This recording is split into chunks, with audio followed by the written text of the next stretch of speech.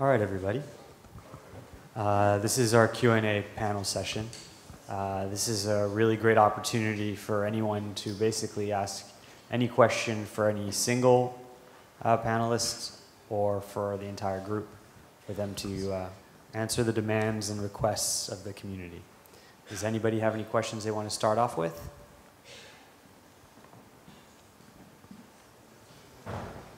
Hello, I'll dive right deep into Orchard. We have this one problem. We read that in 1.6 the dynamic compilation was by default off. Well, it's not a problem yet. It will be an interesting issue for us. And we're building this portal site really using Orchard not as a CMS but more like an application development framework. And we heavily rely on the dynamic compilation for our site, but only for a single module. And I was wondering if also for performance reasons, it's possible to turn on dynamic compilation somehow only for like our module that we need it for, so we can, we can dynamically change it during runtime, but keep the rest of it statically running without impact. Yeah, that. Just a question. So it's not off by default. If no, you didn't read it because I didn't write it. Someone is wrong. It's not off by default. It's off by default only if you download from the gallery the web project. So like something which has to work like that. If you take the source code, it's on by default. But it's off by default because it doesn't work by default. In 1.6 it's broken, so it doesn't work. It has been fixed the day after the release, so that's why it doesn't work. It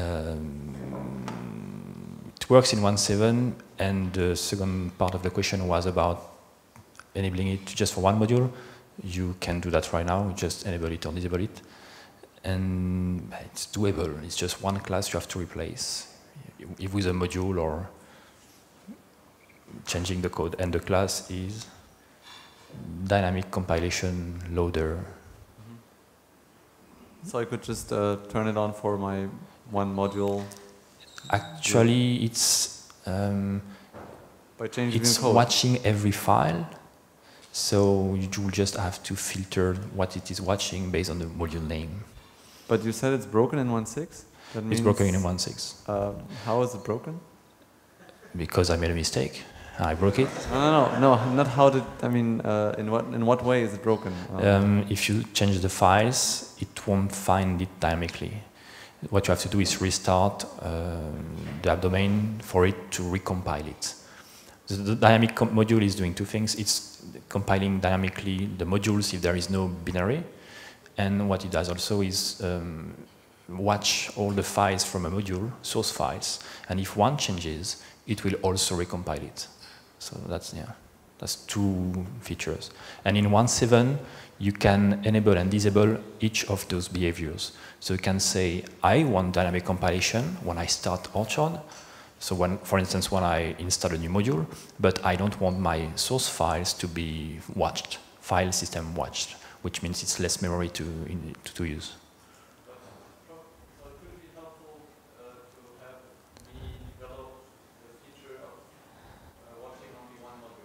You can, yeah. A quick question also about the dynamic compilation. Am I right that it's only able to you're only able to turn it on through the command line? No, it's wrong. You can't turn it on from the command line. Okay. Or turn it off. You can just turn it on and off through a configuration file. In the config folder, there is a host components.config. And in this file, it's a XML file, you can say disable false, disable true. And in 1.7, it's for the file monitoring and the dynamic compilation, two different switches. Okay, I missed that one. Yeah. Thank you.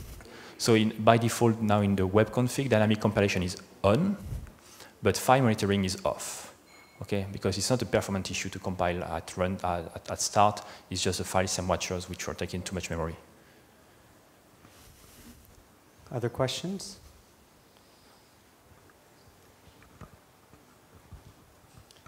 Hi. So the sessions this morning actually made something, I think, clear, at least to me.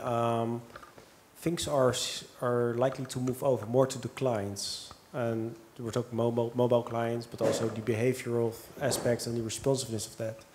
While Orchard is also very strong, of course, server-side rendering of visualizations. Is there any movement or any change in the direction for Orchard going forward, supporting better the client-side JavaScript libraries or those kind of helpful things? So one thing about that movement from server to client is that it's going this way. You know, Ajax, mainframes, etc., etc. So if you want to be forward-looking, you can actually stay in the same place. But all joking aside, there is something to be said about it, as has been said this morning. The problem I can see about it is that would tend to be overly prescriptive, maybe, from our part. We don't necessarily want to tell people, well, you're using Backbone, and that's the final word. We still want to let people choose the framework that they want. So it needs to be discussed, really. Another thing is that we're dealing mainly with content sites. It's interesting to do single-page applications, as we've seen this morning, but it's hardly the general case, the most common case for something like Orchard, because we're really mainly dealing with contents that need to be referenced and etc. So you may want to add some richer experiences, but essentially we're still managing contents, and the best way to display contents is on the server side, usually, mostly. So my personal preference would be to use server-side generated content on the client, on the front end, but you can still use those frameworks on the back end. That's what we do for the media management, and it works well. So because on the back end you can do whatever you want, and it's very also useful to be able to synchronize the editor and the view and dynamically. So we don't care about rendered content on the back end. And it's also best for end users, for editors who have then a nice end user experience. yeah, so maybe server first and better experiences on top of that if you can. Yeah. Also, what can be done, what could be done, is a set of, so what Steve has done, it's a set of features, APIs, which can be reused to make those systems. So we don't have to define if you want to use Backbone or whatever.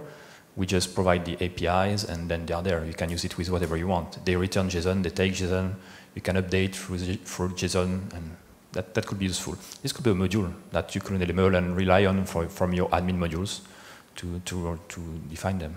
That's what he's doing. Because even if this module is there, you don't have to use it on the front end if you just want to use it on the back end. More questions?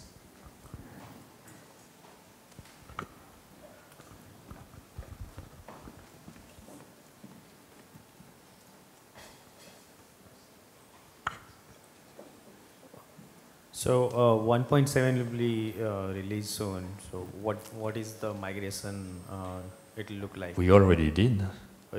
So no, we don't. We didn't. Just nobody cares. Well, the goal was to ship it today, but sessions, conference, travel, things. So it's not released today. Maybe we'll ship something next week. I know there are 4 bugs I have to fix before. There are showstoppers in the media and everything, so we can't release right now. We need 1 or 2 more weeks to release something. But lots of people are using it already. But from migrating from 1.6 to 1.7. Oh, migrating, sorry. Will it be smooth? Oh, you can't. Too many breaking changes. You have to start. Um, the, the taxonomy migration, for example, is something that it's handled. Hmm? There's yeah, I'm asking you. I'm not saying that. well, it I did doesn't something. Unless you prove me wrong. So yeah, for instance, the taxonomy, it's a new module. Well, it's a new module. The same module, but migrated on your new namespace with new features and in the core. So for instance, this migration taken into account. If it finds the old tables from the old module, it will migrate the data to the new tables and new modules. So this one is taken into account. There are some other issues like the media management, which is new. I will show you tomorrow, and there are some migration steps to do. There might be some little changes for some theming, like the pagers and taxonomy also, which has changed, but nothing breaking. So I've migrated 2 websites I had done from 1.6 to 1.7, and I think he's also running 1.7. Some others are also running 1.7 on things which were on 1.6 before, so there is nothing breaking. There might be some little challenges, some little work, but it should work without any issue, globally. Unless someone finds something. I found something. He found something. And new bugs, for instance, maybe dynamic compilation won't work in 1.7. Yeah, so please install it, try yes, it, and and report. The RC, for instance. Report problems that you find. It's the right time. There's caching in Orchard. And what is the best way to disable caching on some pages or some parts of pages? Like donut caching? Like memcache, Oh. database cache. Well, one way is to currently is to use Ajax to load specific content. If you're referring to donut caching, so caching partial or maybe the entire page except for certain portions of it, I don't think we support that out of the box. You would have to write something yourself to do that. Are you talking about the output cache module? Okay, contrib cache. Donut caching. And donut caching. So for instance, if you want to prevent a specific page from being cached, you can't do that. You can do that based on the route. So for a specific route, but you won't like it. So no, you can't. Good, yeah, let's do it. There are ways to invalidate things, but not a specific page. But why would you like to invalidate a specific page? No, I think the question was more about not caching certain parts of a given page, right?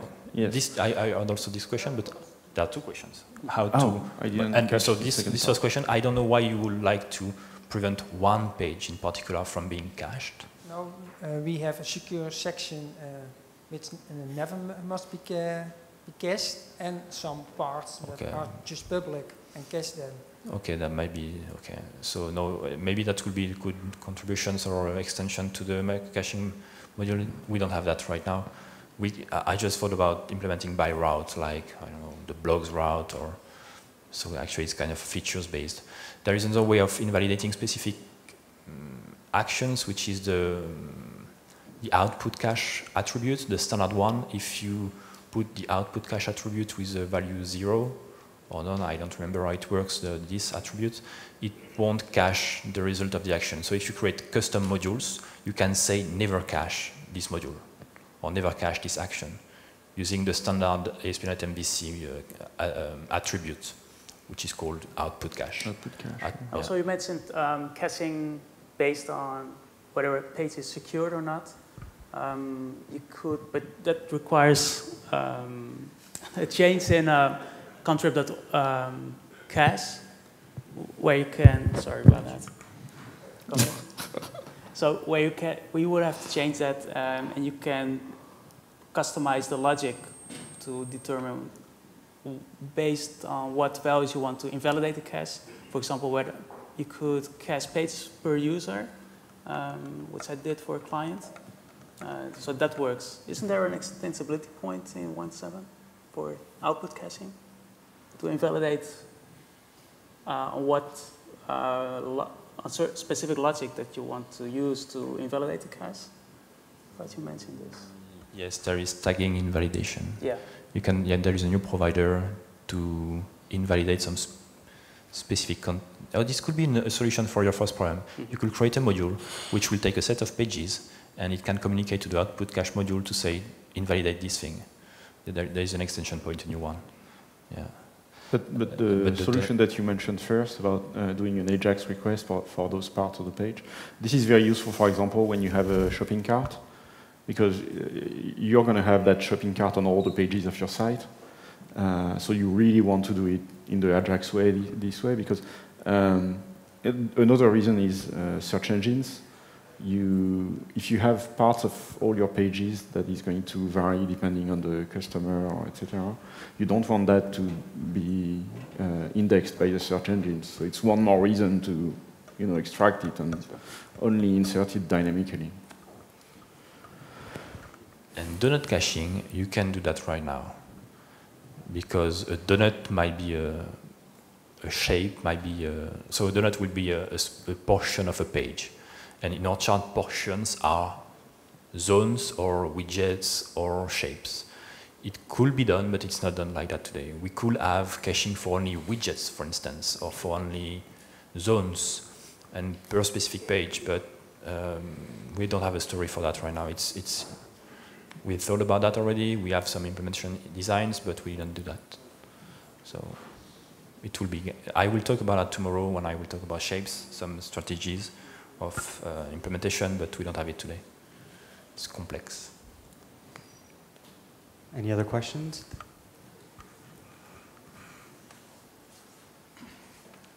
The idea of using Orchard as an application development platform is something very interesting to me, and it's something, and one of the speakers just mentioned it, but it's not something that's it's mostly spoken about. I mean, when we talk about Orchard, we usually talk about it as a CMS for building websites and things like that. But I keep asking myself, this is something, I keep comparing Orchard to frameworks like or platforms like SharePoint or Salesforce, which allow you to build, let's say, enterprise-level applications. And I wanted to ask you, do you agree with this opinion that Orchard is capable of, as a application development platform? Would you say to someone who wants to build something like that to to be cautious on some things? Would someone hit his head on the wall if he tries to do something like that on Orchard? Before you answer that, how many people here would like to see Orchard be used more as a framework than a CMS? Now go ahead and answer. No, I agree, but you will hit a wall, maybe. Like if you do an application on SharePoint today, tomorrow you might say, oh, it wasn't the correct choice. Making a decision on a product, maybe tomorrow you will say it's a bad choice. That was a mistake. Let's go back 2 months ago and start again from scratch. But you have to take to see. And for our chart, we have customers who use it as a framework. Big companies, small companies, and usually they like some specific features like extensibility. So you can have a module and it's completely separate from the rest, and you can create new applications and enable some modules. Or multi-tenancy, because each of their system needs to have modules enabled or not. And they might not even use the front-end display. They might just use the back-end for editing content and providing content through the API, like he's doing. So that's, yeah. So yes, we have customers doing that, and nothing is preventing you from doing it today. Can you give any examples that you know that you can share about some companies and how they're using it? I know one for sure which is using it, but I can't say the name. A big one. I think it's a very tricky choice to make. If you want to make that choice, you need to be very comfortable with your choice. It's a commitment to a certain way of doing things. If you're not comfortable with that choice, you shouldn't do it. you're taking a framework, but you're taking a little more than that. So it really needs to be thought out carefully. In general, if there are other sections in your applications, if there is a good reason to integrate with the rest of our chart, that's a strong indicator that it's a good choice. But if you're just going to have one module in that application and that's your application and you're just going to use one particular aspect of our chart, such as multi-tenancy, I think in that case it's a little more delicate and you should really think it hard.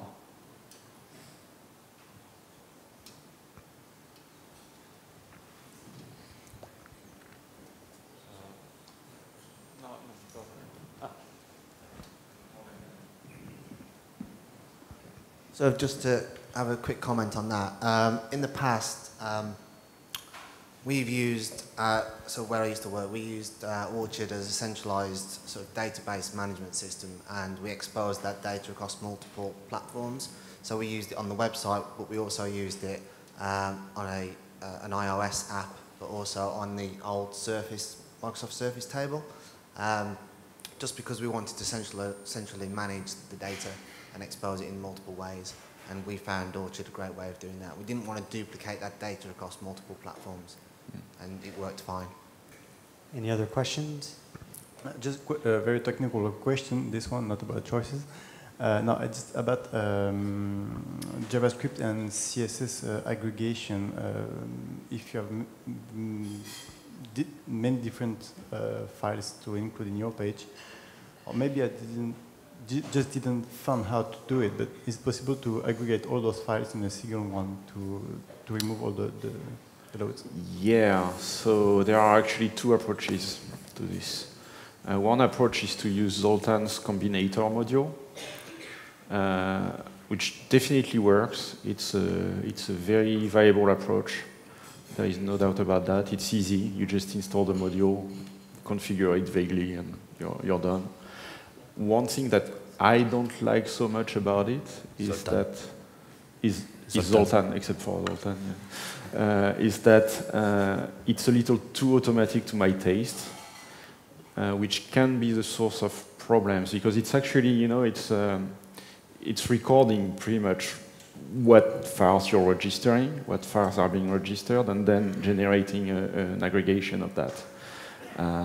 If the set of scripts you use from page to page varies a lot across your site, it might be better to have an approach, a more declarative approach, where you say, okay, the bundle that I want to use throughout my site is going to have this, that. And you do it once in your theme for your whole site. And this way it caches better, etc. But it's more work. And can we talk about that? At OneStop, they developed one module that works that way, where you declare a bundle, and it's going to be made public. We're working on that. Yeah. It's a work in progress on that part. So two approaches, the completely automatic one and the one that requires a little more work, but maybe more performant in the end. And actually, you've had some huge boosts in performance, where client-side performance was multiplied by, what, 3? Yeah.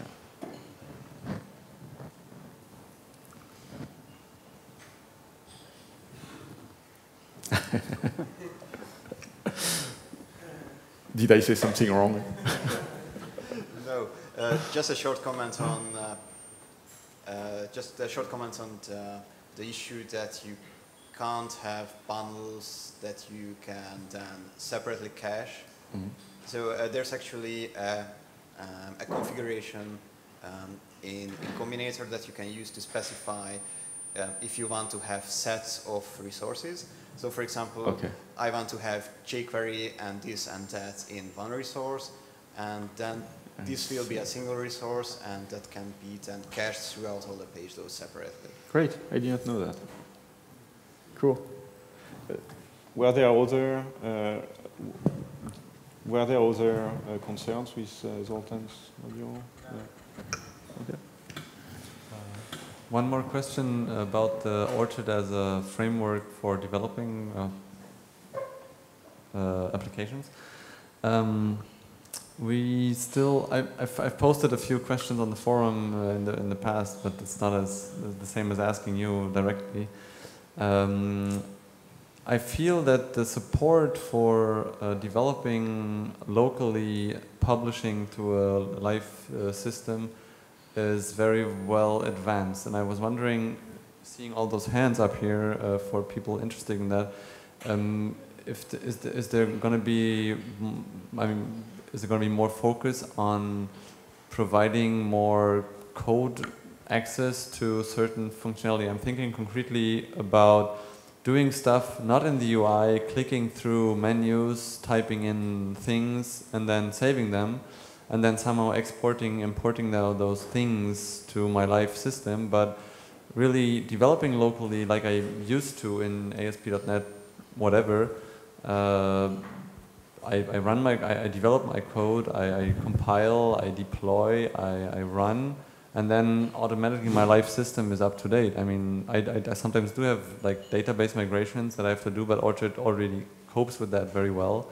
So really, what I'm looking forward to is having a more, maybe more documented API of doing things through code. Like, okay, I'm going to admin and create a widget with some, stuff. Like, how do I find how to do that through code easily? Because I can use a recipe, I can use migrations, but only if I knew how to code this stuff, not clicking, Is there like maybe a change in focus of like more making those things more accessible to the developers? Well, creating a widget, you can do that totally by code. So maybe what you need is more documentation. Sorry. Because you can do all that through code already, unless there's something specific that you didn't find. And you can do it from a migration. You can put not arbitrary code in a migration, but there is a lot that you can do in a migration. You can create new types, and you can actually create content items in a migration. And put custom code in a migration. And put custom code. Yeah. So, so there is the completely coded version of the migration, and so everything you can do by the UI, somehow you can do it by code. So the issue will be how, then documentation. The easiest, the best way to do that will be the recipe, actually, which mixes data, metadata, and code as commands, custom commands.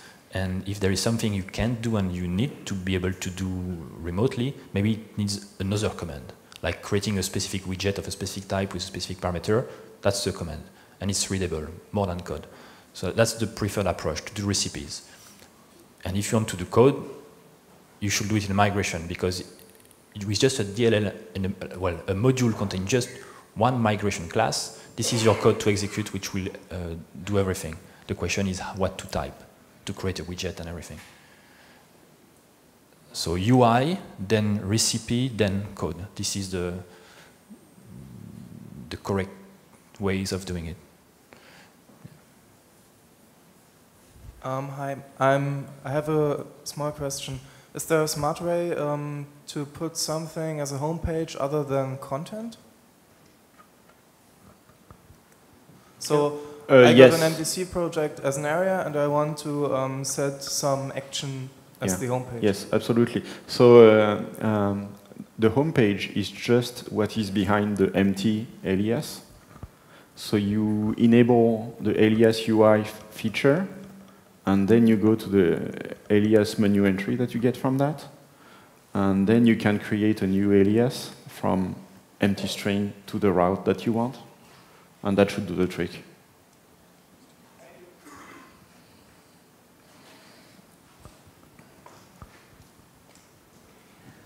So it's rather not a question, but I wanted to add one thing to the answer to your question, the previous one.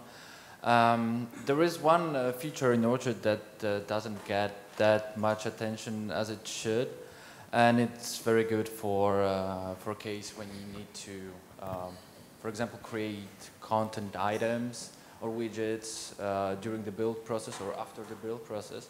I'm speaking about the commands. So you basically, it's a huge feature in Orchard. So basically you can create your own command that, Basically you can create your own command that creates items, so you can easily use it from command line or from PowerShell, for example. There is a module in the works that integrates Orchard with PowerShell, and you know this is something that actually recipes use. You can specify commands, but you can also add this to your build process and execute, create items just from build scripts. Thank you, Piotr.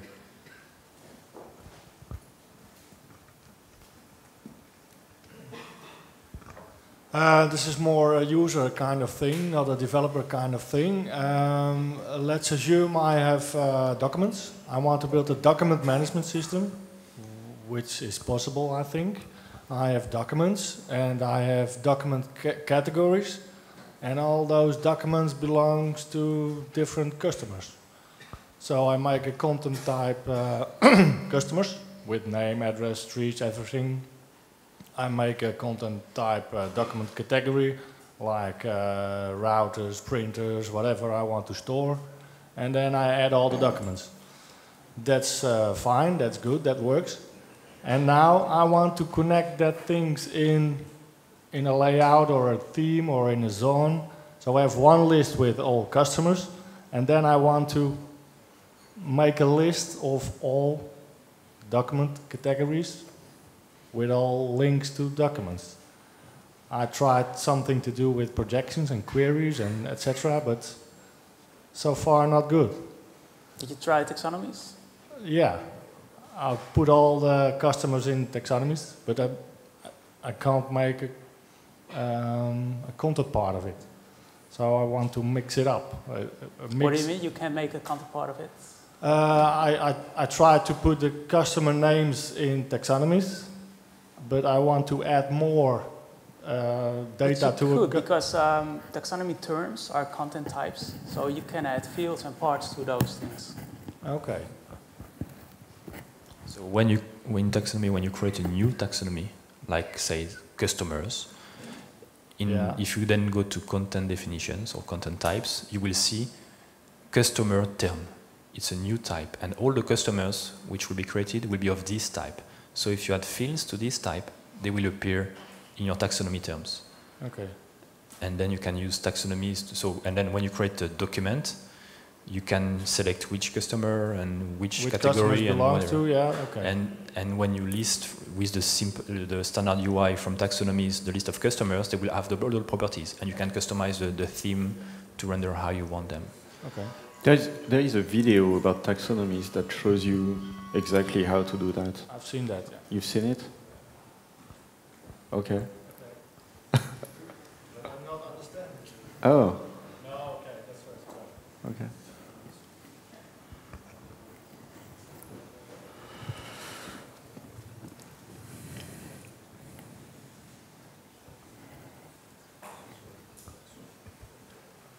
There's also like some really good modules out in the gallery. One's like, there's one for concurrency, which is really good, stop editors doing dirty writes and overwriting each other's changes. There's another one, say, for like versioning, so you can look at the previous versions.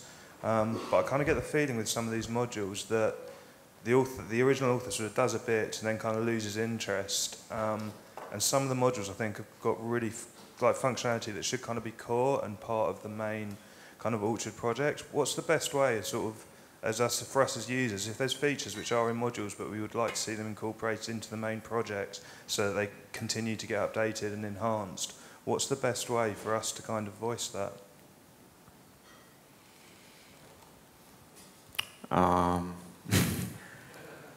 Well, it kind of depends on if it's a feature that is commonly used, maybe interesting to the majority. Then you could, of course, create an issue, create a pull request, and then we need to decide on whether we want to incorporate that or not. And in case we do not want it, then I suppose you would have to keep on merging your custom code with whenever you pull updates from the Complex source repository.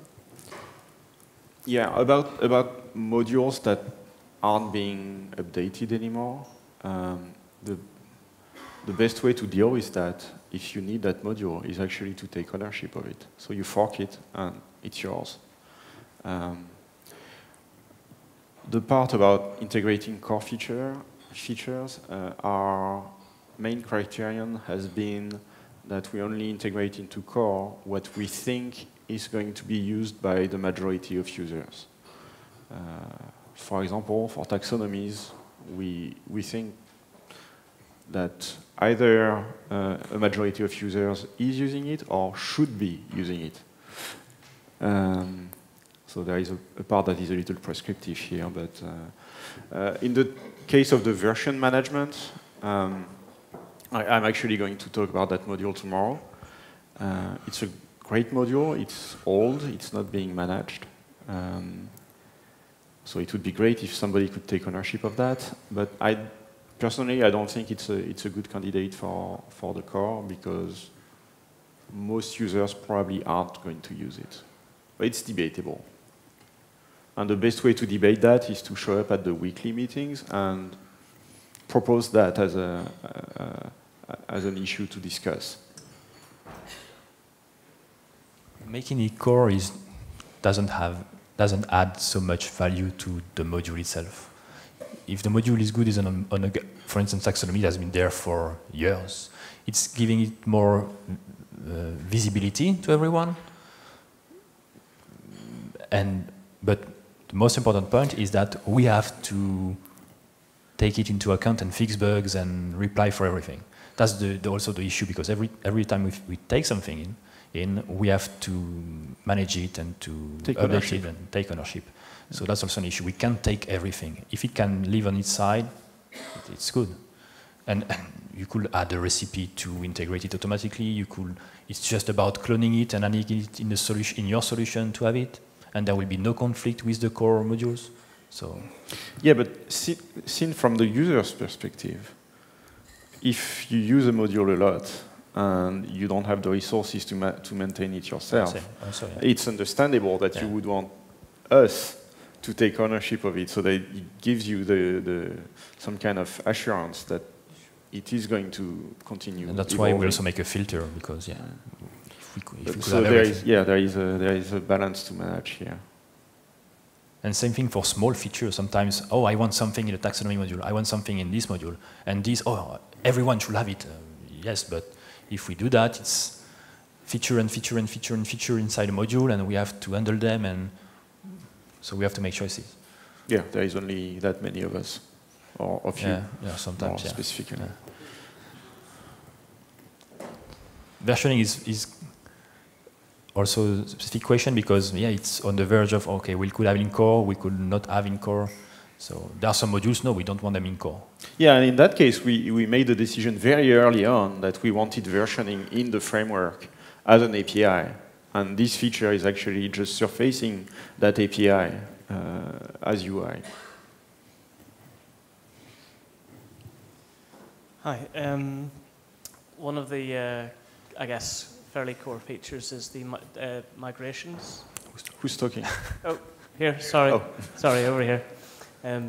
One of the core features is the migrations work, which works most of the time very well, but has some fragility to it on occasion. Certainly in my experience, it also doesn't have a down migration. There's an up, but there's no way to kind of roll back a version. I guess related is the fact that when you try to enable a feature or migrate a feature to a version that actually breaks your code, it's actually extremely hard to reverse that without deleting the database, which is fine in development, but pretty disastrous in live. Exactly. I guess a couple of observations would be, one is that feature enable disable might be able to avoid the main shell to actually do that enable disable, partly because that would avoid that main problem that you can't actually use the command line once you've broken it to actually do that, to reverse your work. And secondly, if that did work, then the actual ability to roll back to the previous version. Is that something that's an ongoing story that you're trying to work on at the moment? So I think there are two parts to the question. There is the part about developing with migrations and error handling and all that stuff. And there is the part about the question about should we have a rollback feature. And those are two different things. So for the development part, it is an independent issue because yes, you can zap your database and that should be okay in development, right? There is the error handling, which is kind of broken in 1.6. If you have an exception in your migration, you're pretty much screwed, but that's been fixed. Well, are you talking about the logs which on? Well, there is no logging, and in some cases you can actually get into, you can clear your site. Yeah, in 1.6 that's fixed. There is logging, but there is no transaction management.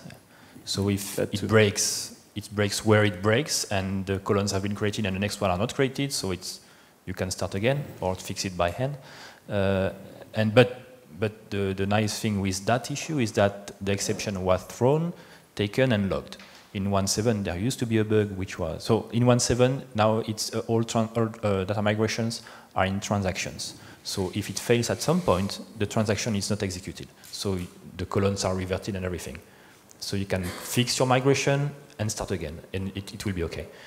But the bug at some point during 1 week was that because it was handled, the exception was not logged, and you could not see why it was not working. So from a user's perspective, it was working, but no, it was a migration actually which failed. So now it's also fixed. So if it fails, it's reverted and it's logged why. So you can fix your migration and start again. All right, great. I just want to personally thank the three of you because honestly, without the countless hours that you each put into this project, none of us really would be here. And so I think you all deserve a really great round of applause, and thank you for all your contributions and what you're going to contribute in the coming year as well. Thank you very much.